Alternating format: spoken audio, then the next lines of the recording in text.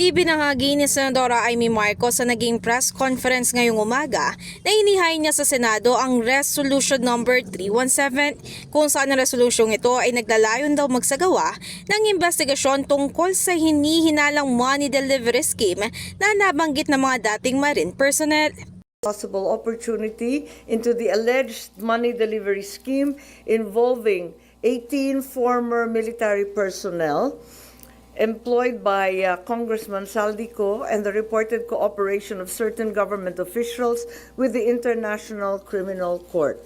And we were all dismayed by the revelations yesterday, and as a result, I am hopeful that this will be the beginning of a very serious and comprehensive investigation which will result in charges and punishment if there are guilty parties.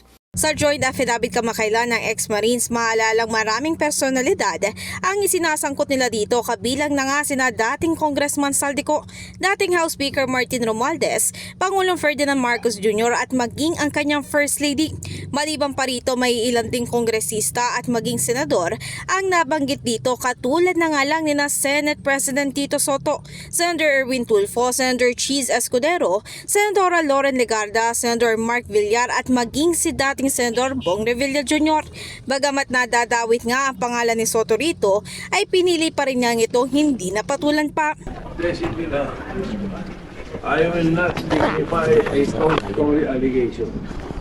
Nakakatawa rin, baka hanapin sa akin ng kasama ko yung limang maleta.